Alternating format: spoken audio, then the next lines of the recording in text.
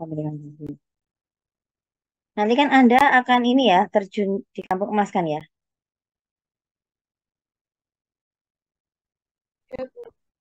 Oh, jadi nanti bisa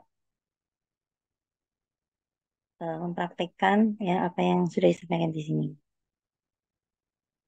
Nah, ketika Anda melakukan pendidikan gizi, kemarin kan sudah disampaikan teori-teori. Nah, ada tantangan juga ya, ketika Anda diminta untuk menjelaskan apa itu food. Food itu kalau bahasa Inggris kan bisa untuk macam-macam ya. Kita kan dibeda-bedakan. Ada pangan, ada makanan ya. Jadi kita menjelaskan tentang bahan pangan, tentang makanan ya yang kita konsumsi, kemudian tentang diet ya. Diet di sini yang dibahas di sini maksudnya adalah eh, segala sesuatu yang kita konsumsi ya. Itu bukan yang dimaksud diet yang kan ada pengertian lain diet ya. Itu untuk ada goal tertentu yang ingin dicapai ya terkait dengan konsumsi yang eh, dia dengan konsumsi yang dia kelola ya. Kemudian juga apa itu healthy eating ya. Makanan yang sehat itu kayak gimana. Jadi Anda nanti perlu menjelaskan karena eh, ketika Anda dalam gizi, harapannya Anda bisa mengubah pendapat atau mungkin kepercayaan eh, terus tabu ya atau sekarang kan sering banyak juga ya eh, apa itu di berbagai sosial media misalnya yang eh, berbagai informasi yang belum tentu benar seperti itu ya. Jadi Anda perlu untuk menjelaskan itu ketika Anda menemukan sasaran Anda itu eh, memiliki pendapat atau kebiasaan ya atau pola makan ya atau diet yang salah atau belum tepat. Nah ini kok oh ini nggak bisa atasnya. Oh, ketutupan. Nah ini ya. Jadi salah satu peran daripada Anda sebagai pendidik gizi ya, itu adalah Anda mengubah ya, beberapa pendapat atau gagasan ya atau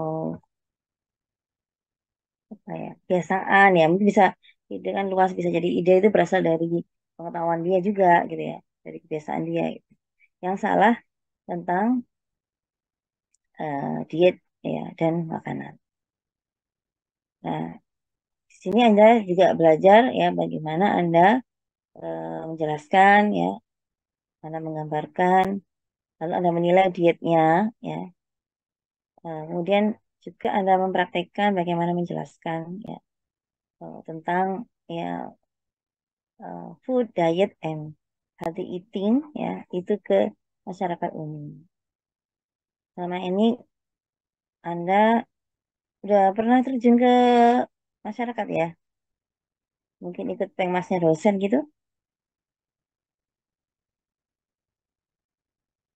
Belum ya. Jadi selama ini mungkin ada yang sudah ya. Selama ini mungkin lingkupnya masih di dalam kampus ya. Berinteraksi dengan dosen, berinteraksi dengan mahasiswa terkait Anda menjelaskan ya tentang segala sesuatu terkait makanan, terkait diet, tentang healthy eating. Tapi ini Anda menghadapi masyarakat umum yang bisa jadi berbeda-beda pendidikannya, berbeda-beda latar belakangnya, ya, berbeda-beda tujuannya datang ke situ ya. Ada yang terpaksa mungkin ya, ada yang memang ingin tahu, ya, ada yang daripada nganggur, jadi macam-macam motivasinya.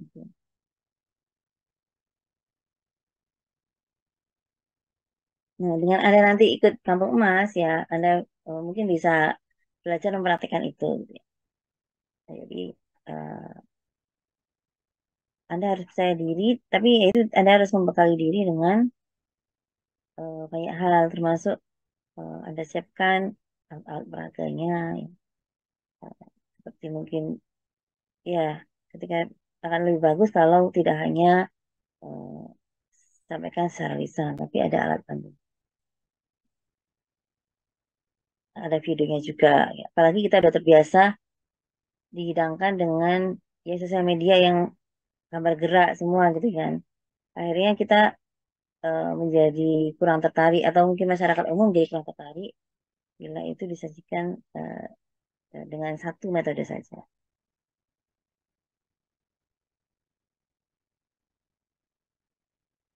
Nah, ini ya tujuan belajarnya atau outcome yang diharapkan ya. Anda ketika sesi ini adalah eh, Anda bisa mengenal dan menjelaskan kebutuhan untuk diet yang sehat ya, dalam berbagai aspek. Kemudian mendeskripsikan atau menggambarkan dan menganalisa diet-diet dan segala hal terkait anjuran-anjuran untuk perbaikan. Jadi Anda mengenali dulu ya, kemudian juga menjelaskan tentang bagaimana diet yang sehat itu ya teman-teman.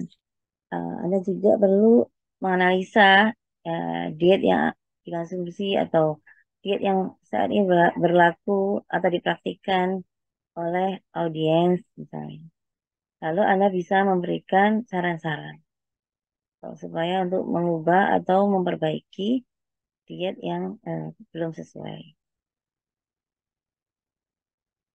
Ya, jadi this unit will help you untuk tadi mengenali ya apa diet yang sehat dan tidak sehat sehingga ketika kita mengatakan diet sehat berarti ada yang tidak sehat. Yang tidak sehat itu bagaimana? Dan apa artinya untuk kesehatan masyarakat gitu ya. Kesehatan sasaran kita gitu ya. Kenapa saya harus merubah kebiasaan makan saya? Yang saya selama ini ya baik-baik aja gitu kan. Jadi kalau orang-orang itu kan cenderung sesuatu yang eh, sifatnya nggak tampak itu nggak percaya gitu loh. Jadi atau perlu bukti gitu ya. Nah, padahal kan tidak bisa jadi ya kebiasaan yang tidak sehat ya terkait diet yang tidak sehat ini tampaknya mungkin bisa jangka panjang. Nah, itu kita kan apa itu mencegah untuk sana gitu. Dengan memberikan contoh-contoh sebelumnya akibat-akibat dari diet yang tidak sehat itu. Nah, ini ya, explore influence on diet. Jadi kalau misalnya kita menjelaskan ya kalian yang kesehatan, lalu nanti apa yang perlu berubah dalam dietnya seperti itu. Pengaruhnya ke diet kita bagaimana nanti. Lalu kita juga mengobservasi perubahan-perubahan dalam pola konsumsi makan ya, baik secara global maupun nasional ya.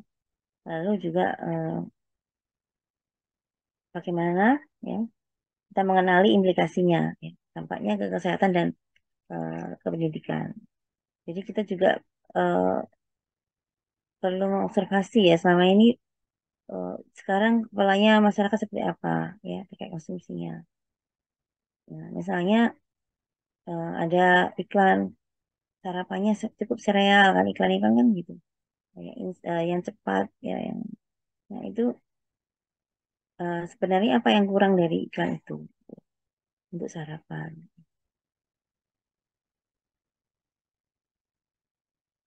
Kemudian ya yang misalnya apa ya pola konsumsi yang secara global berubah mungkin dari terutama di nasional ya di level nasional kita. Mungkin kita sekarang cenderung ke makanan yang Korea, ke Jepang, ke Chinese ya. Jadi, kalau restoran China itu sedunia itu selalu ada ya. Jadi kalau misalnya saya ke berbagai negara itu selalu saya selalu menemukan restoran Cina. Tapi di Indonesia ini kan baru-baru ini gitu ya. Media nasional itu dan kita juga sudah lama kan kalau makanan yang dari asalnya dari Chinese seperti bakwan, kemudian mie gitu ya. Jadi kita itu udah terjadi perubahan yang artinya gini, dulu kan kalau dulu kan kalau nggak makan nasi itu belum kenyang. Sekarang Anda makan mie itu sudah kenyang, artinya itu jadi perubahan. Jadi sudah bisa mie instan mie ya.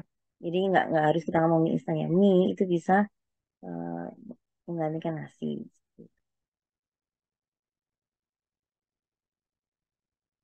Nah, yang belum mungkin roti. Kalau di luar kan, yang di Eropa misalnya itu kan juga basis untuk staple foodnya kan dari eh, roti gitu kan. Nah, itu yang mungkin sebagian kecil ya yang udah bisa. Tapi kalau mie kan merata ya, kaya sampai yang miskin ya, itu eh, biasa mengonsumsi mie gitu ya. Gitu. Kalau orang makan roti seringkali kita masih ngerasa belum sarapan kayak gitu. Artinya masih itu sebagai kalau misalnya rotinya kan sekarang kan udah banyak juga ya. Misalnya kayak apa? eh, yang Turki Barafi itu lah, apa namanya itu?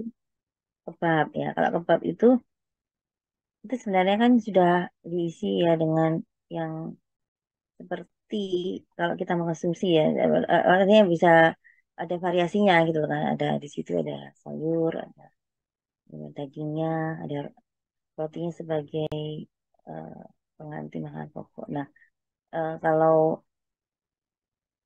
sebagian orang mungkin merasa itu belum makan, kayak sebagian menganggapnya sebagai snack kayak gitu. Nah, ini eh, kita mengobservasi juga perubahan itu. Gitu. Termasuk mungkin kita bisa memodifikasi ya, tidak harus eh, menunya itu yang eh, tradisional. Gitu. Tapi misalnya kalau memang karena udah global ya, kita bisa memodifikasi dari menu luar ya, yang itu bisa mewakili sebagai eh, balance diet. Ya,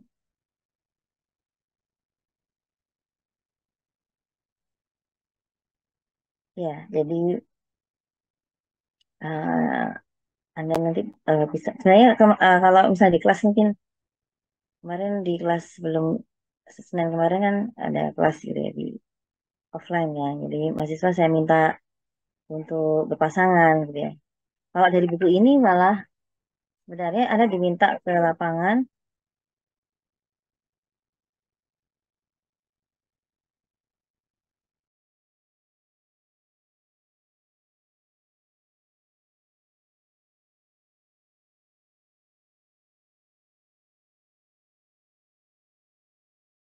ya sebentar ya.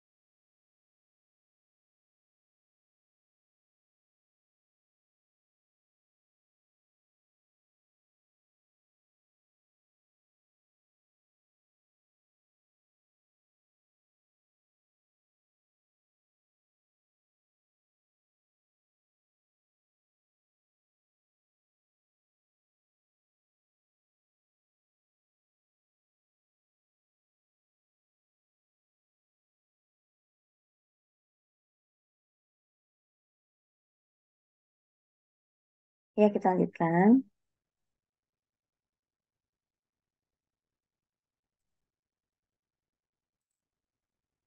Nah, ini sih, ini eh,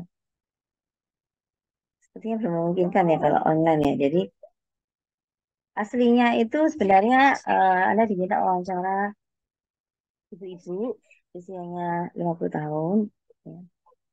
Ya, tanya tentang bisa makannya sama perubahannya selama 10 sampai 20 tahun terakhir terkait pola makannya. Sehingga kemarin saya buat pada mahasiswa apa yang berubah, biasanya yang berubah sejak kuliah. Kemarin mahasiswa ada yang saya minta maju dan menyampaikan karena saya minta pasangan ya, dia menceritakan pasangannya. Nah, pasangannya itu menyampaikan diceritakan dia tidak lagi sarapan sejak berkuliah. Tapi sebenarnya dia, padahal dia tidak polos ya, artinya dia tetap dia tinggal sama orang tuanya. Ya tidak ada perubahan artinya ya sebenarnya. Tapi ketika kuliah itu tadi dia tidak sarapan seperti itu. Nah, hanya makan gorengan kayak. Nah, itu kan Anda bisa menilai ya bahwasanya itu tentu kebiasaan yang tidak baik. Nah, itu Anda perlu menjelaskan ya. Perlu menjelaskan kenapa itu tidak baik ya. Kemudian Anda nilai juga mungkin ya kalau hanya gorengan ya gizi apa ada gizi apa yang bisa diperoleh dari nasi gorengan dibandingkan dengan sarapan kalau dengan eh, sarapan yang sesuai. Kemudian ada saya jelaskan juga apa itu rekomendasinya sebaiknya bagaimana. Terus tapi tentu Anda jelaskan juga manfaatnya kayak gitu ya. Terus kemudian akibatnya kalau tidak sarapan ya yang sesuai dengan rekomendasi. Iya, perlu meyakinkan bahwasanya kebiasaan itu perlu dirubah. Tapi Anda memberikan saran-saran juga. Nah, di sini disampaikan ya, ini Isabel Contentu ini dia yang mengarang buku pendidikan gizi yang banyak dipakai di berbagai negara. Kalau yang di UNER dipakai di untuk S2. Nah, kita understanding people, their behavior, dan juga context of their behavior itu adalah satu dari beberapa kunci untuk kita bisa memberikan pendidikan gizi yang efektif. Jadi kita perlu memahami sasaran kita. Sasaran kita yang memahami kita gitu ya. Kita yang memahami ya eh, mengapa terkait perilakunya ya terkait kebiasaan makan. Kalau tadi terkait mahasiswa tadi perlu memahami ya kenapa dia hanya sarapan hanya gorengan kayak gitu. Terus yang melatar belakangi ya kenapa dia hanya sarapan gorengan. Sementara sebelumnya tidak seperti itu gitu kan. Nah, itu adalah perlunya kita eh, mengetahui terlebih dahulu ya. Kita memahami orang itu dengan kita memahami perilakunya dan apa yang melatar belakangi dia eh, sehingga dia memiliki pola makan yang salah. Dan kita memahami latar belakangnya ya, tentu, tentu kita bisa akan lebih mudah ya eh, apa itu memberikan solusi. Sama seperti dokter, kita tentu bertanya terlebih dokternya bertanya lebih dahulu ke pasiennya. Diagnosa terlebih dahulu ya. Ya, keluhannya apa? Ya. Terus kayak gejalanya bagaimana? Gitu. Nah itu data data yang dibutuhkan oleh dokter untuk bisa menentukan sebenarnya pasien ini sakit apa. Ya, kalau ada dukungan hasil lab akan lebih baik. Masuk misalnya Anda ada misalnya pendidikan gizi plus misalnya pemeriksaan HB, ada dukungan ya dia tergolong anemia. Nah itu akan lebih menguatkan. Ya. Tapi kalau itu tidak memungkinkan ya bisa dari kita memahami eh, kebiasaan dia bagaimana kita interview ya yang bersangkutan.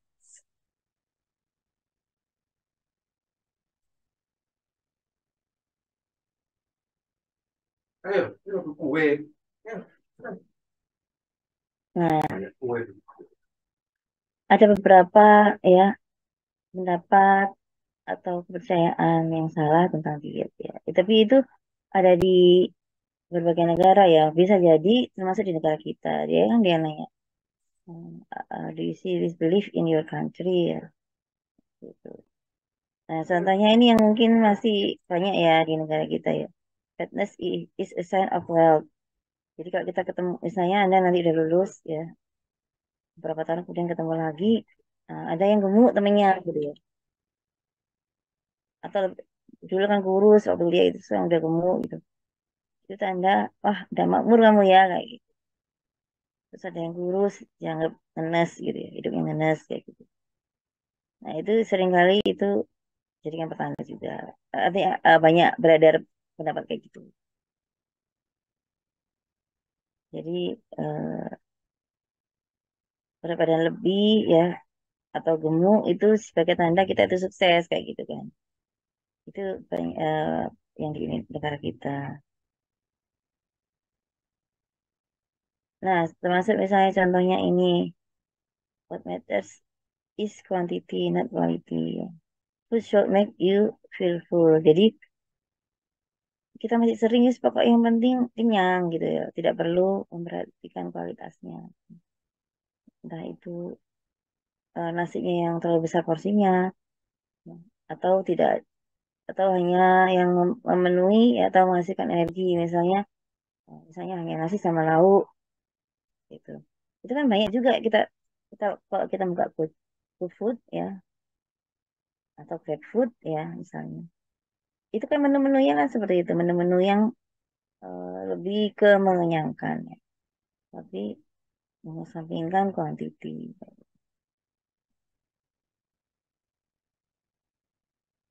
Ya, pasti kebanyakan yang seperti itu jadi gambaran juga gitu ya.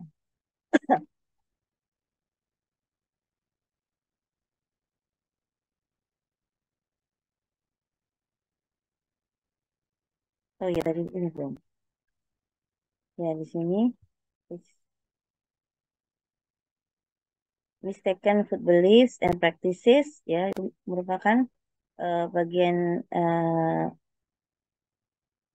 akan menjadi mendasari kita ya, on which new perception have to be built. Jadi perlu ada nanti untuk mendasari kita persepsi baru yang akan kita bangun. Nah, itu jadi itu dengan persepsi itu menjadi bagian besar dari apa yang akan kita sampaikan saat pendidikan gizi. Berdasarkan yang kita dapatkan dari eh, kita mungkin kita menggali dulu pendapat dari audiens kita. Nah, itu bisa mendasari kita apa yang akan kita sampaikan. Jadi kita memahami ya pola makan sasaran kita atau masyarakat gitu ya. Dan apa yang menyebabkan mereka memiliki pola makan seperti itu ya, itu akan membantu Anda sebagai edukator gizi ya untuk memungkinkan sasaran kita itu memperbaiki dietnya. Jadi kita perlu memahami terlebih dahulu ya, seperti yang dikatakan oleh Isabel Contento tadi. Nah, tentunya ketika kita ingin menjelaskan, kita juga perlu eh, atau ketika kita ingin mengubah ya dietnya itu, tentu kita perlu ada menjelaskan juga ya manfaatnya, kenapa kita perlu berubah. Nah, ini ada beberapa contoh ya, ini di berbagai sasaran ya. Ini ibu balita, pengalaman dia tentang pemberian makan ke balitanya, ini remaja, ini ibu menyusui, ini ibu hamil, ini ibu yang ya ibu bisa produktif gitu ya. Nah, ini kita bisa menggali itu juga ya, benefitnya itu dari eh, audiens kita ya, atau ya masyarakat yang menjadi sasaran kita. Jadi kalau Anda kan masih mahasiswa, ya mungkin bisa jadi Anda belum, ya pasti, insya Allah belum punya anak ya, Kok. Jadi mungkin ada, tapi sebagian besar belum. Nah, bisa jadi Anda kalau yang remeh gitu kan ya, sok-sokan gitu ya, nanti kalau punya anak, belum tentu bisa kayak gitu kan ya. Harapannya kan seperti itu. Nah, kita bisa menggalinya dari mereka sendiri, keuntungan atau benefit daripada healthy, healthy diet. Ini tuh bisa.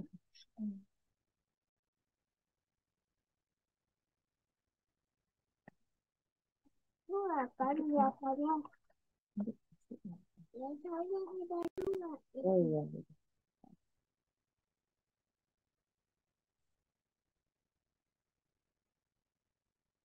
Oke, jadi ini contohnya ini ya. Jadi saya memberikan anak saya, ya ini anak gadis ya, ya eh, bukan anak gadis ya, masih anak balita yang perempuan. Ya, itu ya bubur yang dicampur, ada telurnya, ya, lalu ada sayurnya,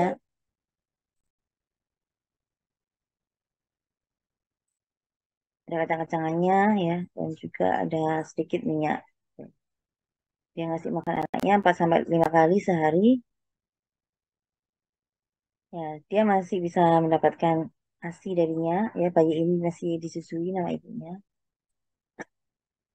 Nah, dia menceritakan, jadi dia secara nggak langsung kan, artinya kita bisa menangkap itu sebagai benefit daripada dia eh, memberikan pola makan yang baik ke anaknya. Jadi saya bilang my neighbors itu eh, notice ya, bahwasanya anaknya itu lincah, kelihatan gembira, nggak rewel lagi. Terus dia juga ininya udah sesuai untuk umurnya. Nah, ini bisa kita tangkap sebagai benefit daripada healthy diet. Tanpa perlu kita harus menjadi ibunya dulu, menjadi seorang ibu dulu. Nah, kalau ini yang remaja, ya. Jadi I eat a good breakfast every day before going to school. Jadi dia mengkonsumsi atau dia sarapan setiap hari sebelum dia pergi sekolah. Nah, dia bisa konsentrasi di kelas, ya. Nah, dia juga bisa baca dengan baik. Sehingga orang tuanya membolehkan dia untuk terus sekolah dan menyelesaikan pendidikannya. Bisa jadi ini latar belakang dia itu lingkungannya itu membatasi pendidikan untuk perempuan bisa jadi ya sehingga dia ngomong seperti ini seperti itu jadi ya ini karena memang pendidik gizi ini waktu itu sasarannya ke orang Afrika ini gambar-gambar disajikan juga gambar-gambar orang. Nah ini juga dia menyampaikan sendiri ya. Kemudian ini ibu bagi bawah 5 tahun ya. Jadi bawah 6 bulan. Jadi anaknya umur 5 bulan ya dia masih ibunya ngasih eh, eksklusif breastfeeding ya kasih ASI eksklusif dan sampai sekarang anaknya itu nggak pernah mengalami diare atau sakit infeksi. Nah ini juga benefit. Terus yang ini ya we grow our own food ya jadi dia memanfaatkan pekarangannya ataupun kebunnya atau mungkin dia kalau tak mungkin bisa jadi sasarannya itu petani di sini. Nah, jadi dia punya banyak fresh ya eh, buah-buahan dan juga sayur yang fresh dari kebunnya atau pekarangannya. Sehingga dia sangat jarang sakit dan juga apa itu flu jarang ya. Malah tidak pernah sakit flu kayak gitu. Terus dia juga we don't spend too much, jadi dia nggak terlalu banyak pengeluaran untuk makanan itu karena semua atau sebagian udah tersedia di lahannya. Nah itu kelebihannya. Kalau di kota, karena kan nanti di kampung emas gitu ya. Anda bisa sampaikan juga ya, apalagi sekarang udah banyak juga ya home garden yang dengan pekarangnya sempit. Ya. Kalau misalnya itu salah satu solusinya gitu ya. Atau misalnya ke pasar ya, jadi pasar itu kan perekonomian mikro bisa terlihat hidup itu kan. Kalau kita lihat pasar itu jadi transaksi ya, yang banyak orang pergi ke pasar ya, itu menunjukkan bahwasanya di tingkat rakyat itu ekonomi berjalan. Nah itu juga biasanya harganya juga jauh lebih murah. Artinya kita bisa menunjukkan cara mensiasati membeli sayur dan buah yang dengan harga yang terjangkau, yang juga don't spend too much gitu. Jadi kita bisa sesuaikan kondisi. Atau mungkin Anda bisa nanyain, ada nggak yang punya hidroponik atau pekarangannya ada tanamannya yang dimanfaatkan, ya itu bisa seperti itu juga. Jadi mungkin nanti ada yang akan ngomong, oke, terus gimana pemanfaatannya, terus apa yang Anda rasakan, kayak itu kan bisa ditanya juga, meskipun itu di kota Surabaya. Nah ini ibu hamil ya. Jadi dia makan dengan baik dan juga dengan porsi yang lebih besar ya. Ada daging, susu, ya, tomat, ya, sayuran dan hijau, turis dan seterusnya. Lalu dia tidak mengonsumsi teh ketika makan ya atau bersama dengan makan. Kemudian dia juga mengonsumsi tablet tambah darah ya. Kemudian dengan dia melakukan ini ya dia menyampaikan eh, bahwasanya akibatnya apa atau dampak manfaatnya apa gitu ya. Jadi dia tidak terlalu capek ya. Kemudian masih punya energi untuk merawat anaknya yang ya calon kakaknya nanti ya, kakak dari janin ya, bayi yang dikandungnya. Dan do my work. Jadi dia masih tetap bisa bekerja, tetap bisa merawat anaknya seperti itu ya.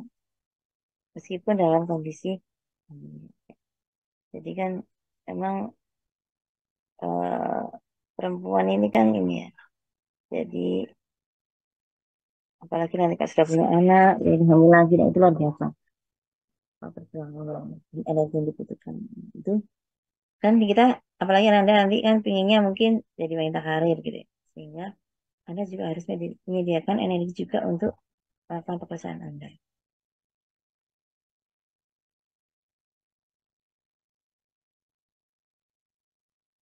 Apalagi pas puasa gitu kan ya. Nah, pas puasa hamil masih bekerja dan punya hamil dan punya anak. Nah, itu setelah saya alami itu. Ya, ya. Dan bukan hanya saya, banyak juga ibu-ibu yang lain. Nah, ini kemudian Anda bisa buat list gitu ya. Apa itu? Anda bisa mengidentifikasi ya, ya, Anda tuliskan apa yang dikatakan oleh audiens kita tuliskan ya manfaatnya dari healthy eating. Kalau perlu bisa Anda tambahkan lagi gitu ya. Kemudian di samping benefit tentu kita sampaikan juga ya risiko dari unhealthy diet. Ya, jadi unfortunately, jadi banyak masyarakat juga yang tidak memahami apa itu healthy diet. Ya. Nah, bagaimana kontribusi daripada uh, healthy diet tersebut ke kesehatan mereka, lalu pertumbuhan dan perkembangan anak mereka. Nah, Anda mungkin bisa juga buat seperti ini ya. Anda apa? Misalnya kalau kondisi seperti ini nanti resikonya apa? Coba kita jawab apa ini? Yang mana ini? Ada yang bisa bantu nggak?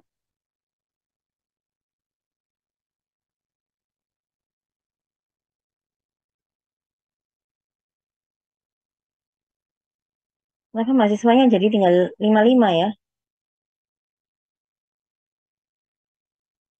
Dari 75 loh. Di absen sini. 20 yang hadir. Tadi ada berapa ya?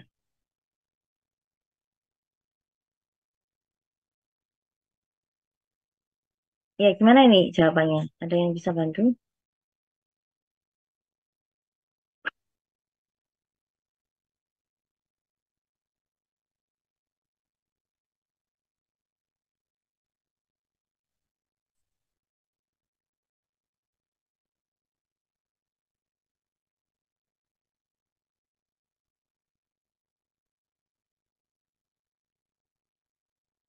Sapitah, ada nggak sapitah?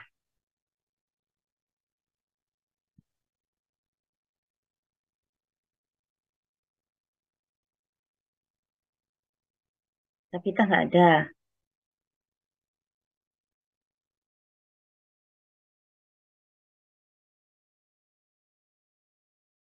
Mohon maaf Bu Nadiro.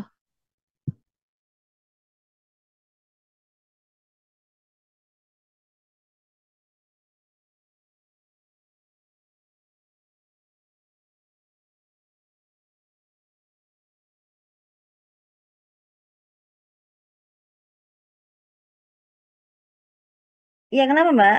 Siapa yang ngomong tadi? Iya, saya mohon izin membantu menjawab yang A dan Oh, D ya Bu. Ganesha. Apakah boleh? Apa? A dan B boleh, semuanya boleh juga. Iya. Untuk yang D itu sepertinya diabetes. Terus Oh iya. yang Heeh. A sepertinya stunting. Yang A belum tepat. Yang D Ah, udah benar. Ya, silakan yang lain.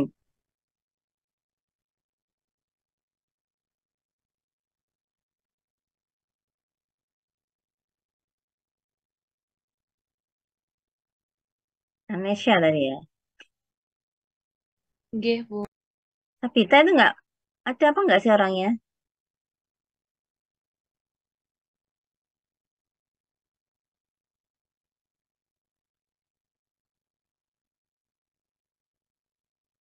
Rakil ada Rakil.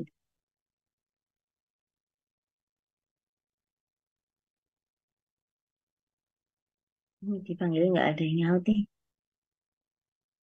Haura.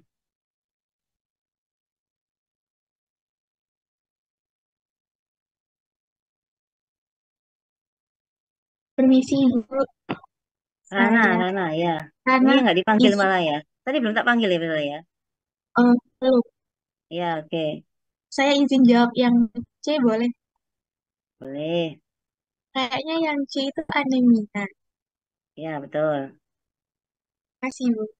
Ya, makasih Rana Nabila. Ini loh, yang hadir ini loh. Sekarang tinggal 51 loh. Kenapa ada apa sih? Kok tiba-tiba hilang semua?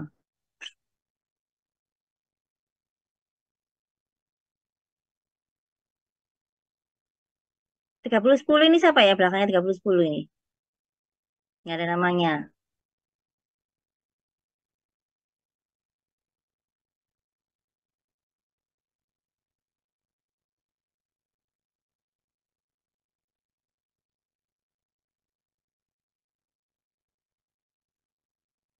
Agung, ayo Agung.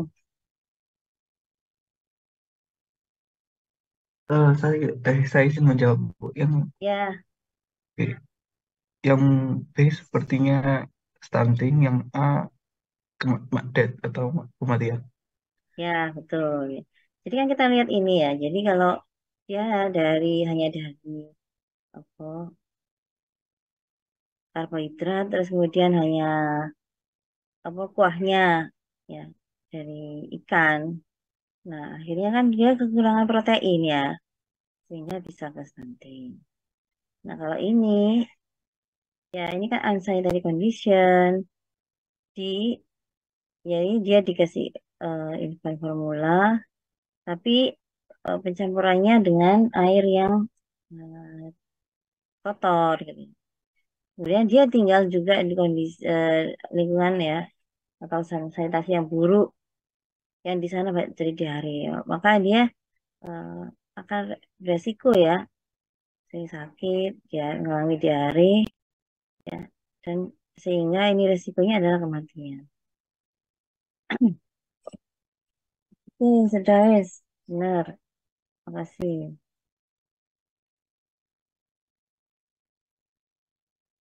Nah, giving good explanation. What would you say? Anda memberikan penjelasan ya yang baik apa yang Anda katakan ya. Ya, jadi karena kan ternyata sasaran kita mungkin seringkali tidak menyadari tentang risiko-risiko kesehatan yang terkait dengan makanan dia makan. Bagaimana Anda menjelaskan terkait risiko tersebut ke mereka? Jadi menjelaskan ya ke masyarakat umum ya itu berbeda ketika Anda menjelaskan ke dosen atau ketika Anda tampil presentasi ya di kelas ya.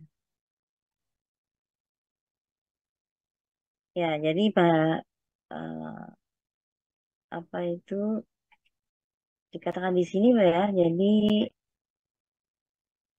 beberapa nutrisionis itu ya ketika dia menyampaikan ke masyarakat umum itu seperti dia mengutip dari sebuah textbook ya. Jadi mungkin Anda perlu menggunakan bahasa yang lugas ya, yang sederhana. Nah, ini disebutkan juga ya beberapa tips yang disampaikan.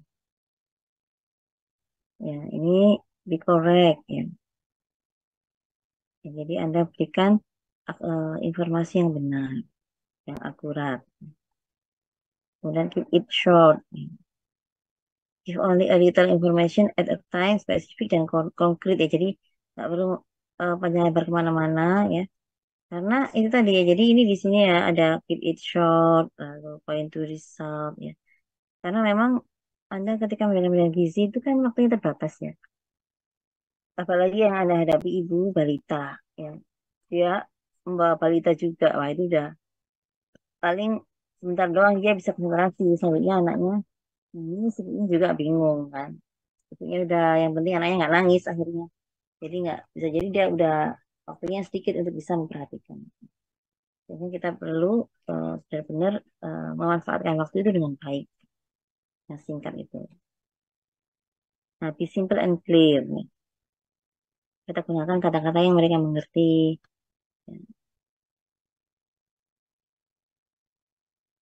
Jadi bukan kata-kata yang mereka nggak memahami. Karena seperti stunting itu juga banyak yang nggak ngerti. Pasti stunting itu kayak gitu.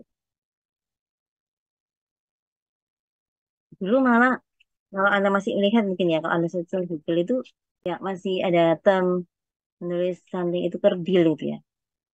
Kondisi kekerdilan yang diakibatkan gitu. Nah itu sudah direvisi ya. Jadi beda. Kerdil itu apa tidak sama dengan stunting. Coba kerdil itu kan bahasa Jawanya itu cepol ya. Coba Anda yang pendek ya sekarang ini ya kan mungkin udah tinggal apa ini semester berapa ya semester 4 itu semester 5 ya ini sudah 20 belum. Nah, itu kemungkinan ya eh, mungkin kalau nambah ya terutama yang laki-laki mungkin masih bisa ya sedikit sangat sedikit kemungkinannya ya masih bisa nambah tapi sedikit. Nah kalau kita dibilang cebol itu kan ya apa ya masa cebol kan jadi itu akhirnya diperbaiki ya dalam itu. Nah itu bisa jadi kita ngomong stunting juga mereka nggak ngerti. Mesti apa sih stunting itu? Mana aku yuk gak cebol kok kayak gitu kan. Nah itu juga perlu sampaikan. Natural ya. Jadi sound friendly and easy. Avoid Anda nyeramahi atau muliahi gitu. Apalagi yang Anda hadapi misalnya orang yang lebih tua, yang lebih pengalaman tentunya ya. Lebih pengalaman dalam mengasuh anak. Meskipun bisa jadi mungkin pengasuhnya tidak benar. Tapi kadang-kala itu tadi yang kita lebih ngerti teorinya gitu ya. Nah, seakan-akan eh, kita bisa menyalahkan dari yang seperti itu. Ya. Lalu give examples and stories. Nah itu nanti contohnya di bawah. Jadi Anda bisa berikan contoh dan cerita-cerita tentang temannya, teman-teman Anda atau ada tentang Anda yang bisa dijadikan contoh seperti itu ya. Atau tadi yang ada audiens yang menyampaikan hal baik ya, yang bisa dijadikan contoh itu. Lalu point to result ya. Jadi bisa jadi dalam satu kali ngomong kita bisa menunjukkan keuntungan dan resiko-resiko ya. Keuntungan mengkonsumsi healthy diet dan resikonya bila tidak. Gitu.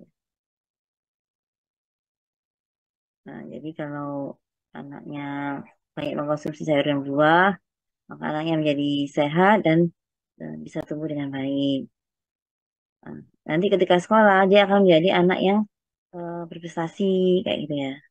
Ya biasanya orang tua kalau terkait itu bisa nyambung, nyambung ya kalau terkait kecerdasan kayak gitu.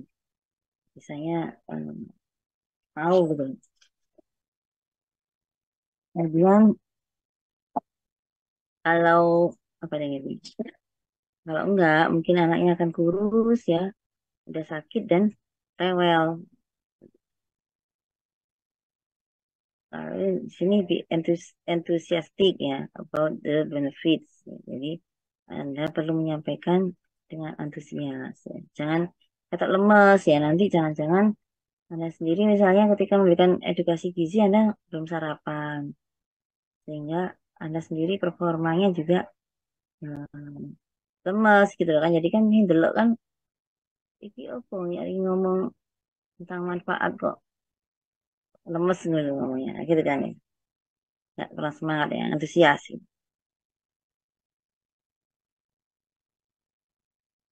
Ya, waktu saya ngisi acara ini, TikTok tapi ya, hari Sabtu itu, saya tanya itu mahasiswa itu, udah sarapan belum? Maksudnya mahasiswa baru.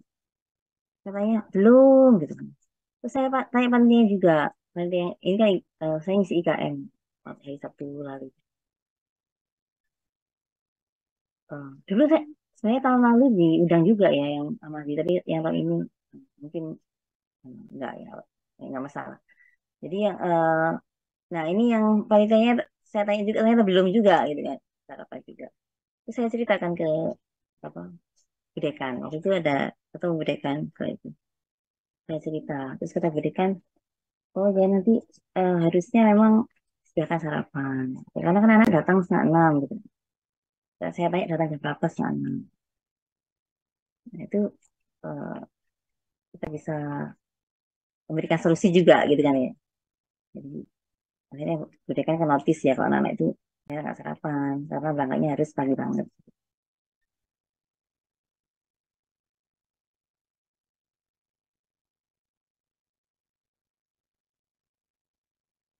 Jadi akhirnya mau disampaikan atau setelah itu kan mau nyari panitianya waktu itu Budekan. Meminta mereka menyediakan sarapan.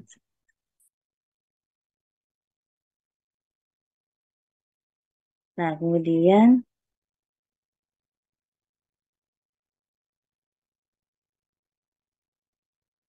ya show respect ya, Anda juga respect ya. Jadi eh, seringkali kan kita melihat kadang-kadang ya melihat orang ini sudah orang yang kita anggap bermasalah gitu kan ya. Kadang-kadang pandangan kita juga eh, menunjukkan tidak menghormati dan sebagainya. Apalagi misalnya dia dari kalangan menengah ke bawah. Itu kita hindari seperti itu ya. Kita perlu menghormati ya audiens kita. Jadi supaya dia juga menghormati kita. Ya. Dan dia memperhatikan apa yang kita sampaikan. Lalu cek understanding. Ya, cek people understand and agree. Jadi Anda tanyakan apakah sudah memahami dan apakah menyetujui dengan apa yang Anda sampaikan. Ya, jadi Anda gunakan waktu ini sebanyak mungkin ya, yang sudah dibutuhkan ya, sampai benar-benar mereka memahami. Kadang-kadang memang justru pada saat diskusi itu banyak muncul pertanyaan-pertanyaan yang merupakan masalah mereka. Ini saat apa langsung tiba-tiba ada anak saya itu gini gini gini ya. Gimana ya caranya ya supaya gini gini ya. Itu biasanya muncul akhirnya ketika tanya jawab.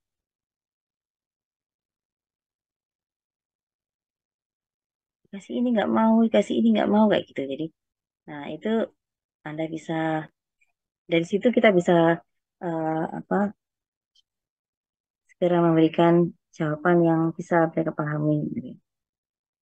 Nah ini ya discuss, ya. Encourage question and share experience ya, atau ideas. Nah bisa Anda minta share, misalnya itu kader. Nah, minta share selama ini pengalaman bagaimana yang sukses, gitu. Yang ada sukses untuk misalnya mengentas anak stunting kayak gitu. Cerita suksesnya disampaikan, tips-tipsnya.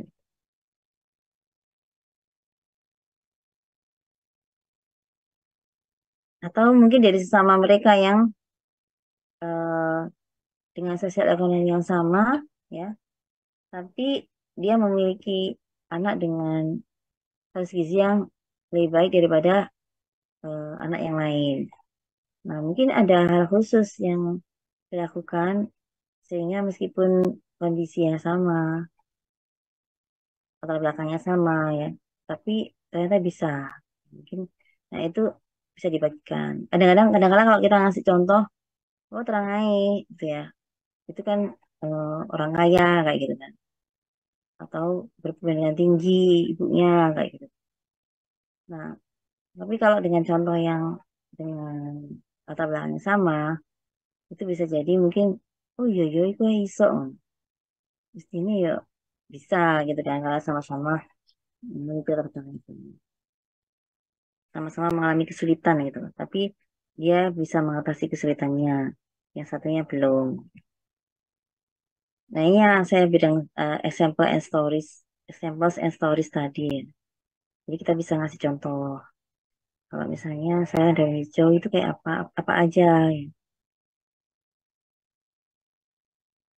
Ya, jadi daun bayam, daun lapur, seperti eh, eh, ini dari sana ya, makan di sana yang mungkin kita ada yang nggak familiar ya. Kita contohkan yang di sini ya. Nah, ini contohkan dia mencontohkan cerita stories ya. Teman saya Maria itu punya 3 ayam ya. Itu ini mungkin latar belakangnya di rural ya, di desa yang masih memelihara ayam. Nah, itu dia bisa memberikan anaknya telur ya hampir setiap hari ya dengan dia memelihara hanya 3 ayam gitu kan. 3 ayam kan nggak susah, apalagi ayam kampung dibiarin aja nyari makan sendiri gitu. Nanti mungkin apa pas apa gitu pas sore ya baru dimasukin kandang kayak gitu kan. Tapi dia bisa menghasilkan telur kayak gitu, yang bisa dikonsumsi.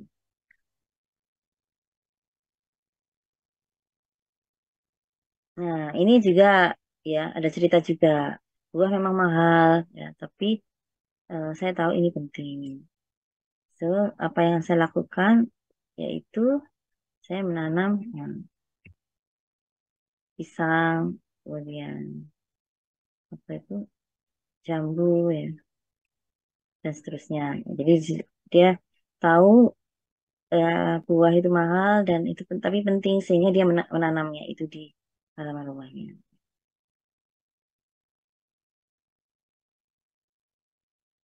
Bahkan mungkin kalau banyak bisa dijual juga ya. Oh, oke. Itu contoh-contoh yang bisa diambil ya. Kemudian ya ini summary-nya ya. Healthy diet is essential to achieve adequate physical and mental growth ya. Kemudian provide adequate energy, maintain adequate weight, and build a strong immune system as protection from infectious disease. Jadi ini eh, manfaatnya ya atau ini penting ya untuk tidak tadi penting untuk mencapai itu tadi pertumbuhan eh, fisik dan mental yang sesuai atau yang cukup dan seterusnya ya. Mencegah penyakit dan seterusnya. Lalu resiko daripada kalau mengonsumsi unhealthy diets ini bisa disampaikan juga. Jadi mungkin orang-orang juga belum melihat keterkaitan itu gitu loh, sehingga itu kita sampaikan.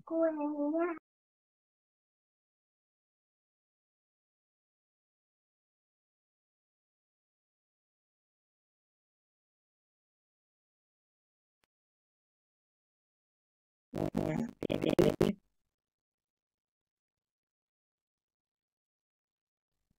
ini sih kan menjelaskan